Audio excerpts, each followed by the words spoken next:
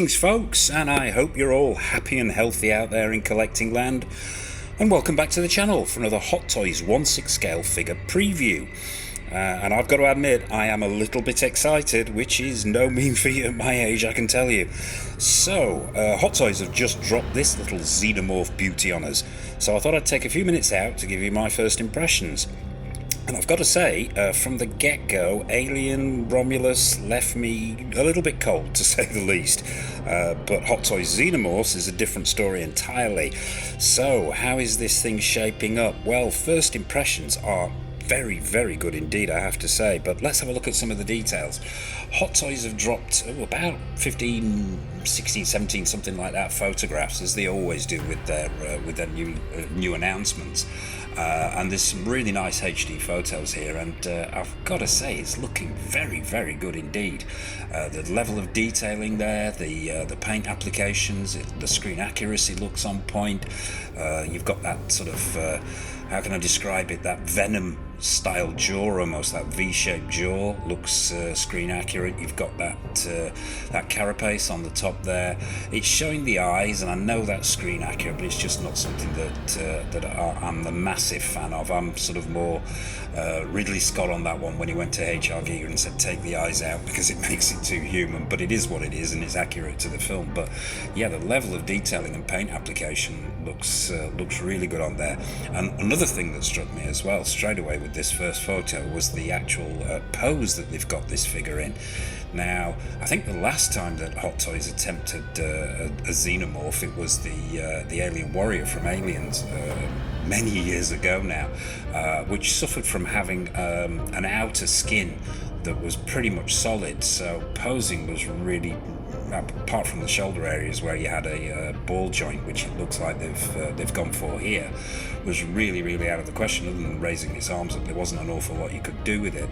But it looks to me like they've gone for possibly some form of ratchet here in the knees and in the elbows, which is, I think, a real step forward, because posing an alien in the vanilla pose is it really wasn't designed for that. It was meant to be posed like this, and I think they've hopefully they've got around that issue. But yeah, detailing looks great, screen accuracy looks on point, paint applications look very good indeed. Let's move on to the next photo. Yeah, as you can see here, the level of detailing in this suit looks absolutely excellent. The Xenomorph in Romulus, just in my opinion and observation, had a lot more detailing to it than some of the other aliens, and it looks like they've captured that really well, Hot Toys. Proportions look right, paint applications look very good overall. Yeah, they've gone for that super thin waist, which is screen accurate. It was a lot more hippie, a lot more hourglass shaped figure, this particular version. But yeah, so far so good. Looks like those hands are probably pegged in, and we're looking at possibly I think there's definitely a ball joint there, and possibly a ball or ratchet joint at the elbow as well. So let's move on to the next photo. I like this close-up. We can see the level of detailing here and those paint apps. I think it's safe to say that's a ball joint in the shoulder there. But yeah, the intricacy in the paint applications look to be really good here, up to Hot Toys high standards. I think it's looking exceptional. That clear carapace on the top is very nicely done. Straight away though, this worries me, this area here, and collectors of alien figures and Hot Toys alien figures in particular will know what I mean. Their 79 alien, their big chap in 1/6 scale, and their Alien Warrior all suffered from this section here being made out of a highly perishable rubber, which if you extended the jaw and pulled out the inner mouth for any length of time, this would perish and just disintegrate. So it'd be interesting to see what they've come up with as a solution for that. Hopefully it won't be rubber again. But yeah, paint apps and detailing looking very good. Once again, these close-up shots really do highlight the detail that Hot Toys have gone into it. Loving this clear carapace on the top here. I believe these are interchangeable. I think there is a battle damaged version.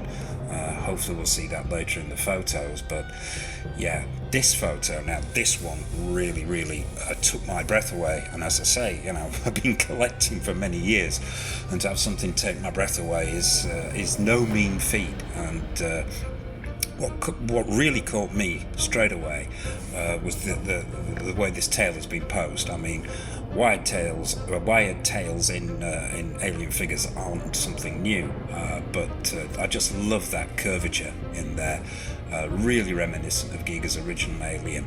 And also what caught my attention in this, not only was that mouth, so we're obviously looking at that extendable inner mouth and an opening jaw, but was this base. Now this huge base going on here, really nice with some of these detailings on him. Not sure what all this black stuff is on here.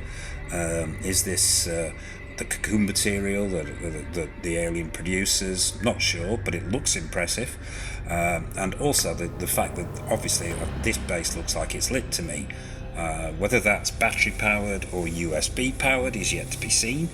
Hopefully, fingers crossed, Hot Toys will have joined us in 2024, soon to be 2025, and will give us a USB option on this base. Yeah, batteries, please try and avoid it, Hot Toys. But yeah, it looks like it's underlit here with some kind of grill on there, and you've got this orangey yellow light which is catching the legs and the underside of the Xenomorph. So yeah, loving the look of that base.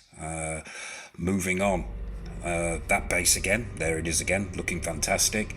And I think it looks to me like they really have cracked the articulation this time, third time around. Yeah, those hands look pegged in. That looks very similar to the Alien Warrior solution there, with the sort of rubbery soft plastic around the wrist areas there to cover up the pegs that peg the hands in. But yeah, paint applications and screen accuracy all look on point. And as before, that sort of hippie area across the midriff there and the super narrow waist have been captured really well. Once again, that base looking fantastic. Just the way this is lit, the detailing looks phenomenal, with the wired tail, the whole thing looking very impressive indeed.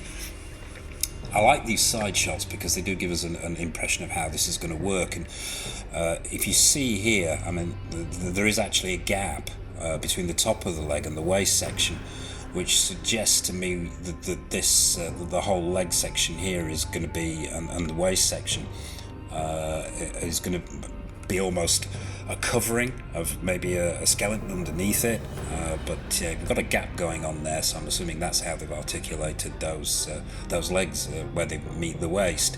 But overall, yeah, it's looking very impressive indeed. One shot better than the next. Once again, we've got mouth open here, so I'm going to be really paying attention to how they've sorted this situation out here with the corner of the mouth, as I mentioned. But yeah, it looks like a ball joint there, possibly, or a peg of some description in the elbow. Really excellent looking figure. And finally, we may be getting from Hot Toys that posable alien that we've all been yearning for all these years. Yeah, detailing there on the chest area looks great. That tail looks really well done and segmented properly. Overall, I am super stoked for this. I really am. I'm going to have to calm myself down, go and have a lie down in a darkened room after this preview, because this thing is looking absolutely phenomenal. There, I've got a super close up there of the extended mouth.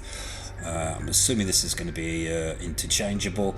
What is happening there? I am so curious as to what they've done around here to get around that issue. What materials they've used. Fascinated to find out. But yeah, I think that's the interchangeable carapace there with the crack down the sort of centre of it, slightly off centre. But I think that's replaceable. But yeah. Overall, this is looking very good indeed. Not 100% certain of the release date on this on this piece. I'm pretty certain pre-orders are, if they haven't gone up, they're due to go up shortly. I think Sideshow have already got it up, yeah.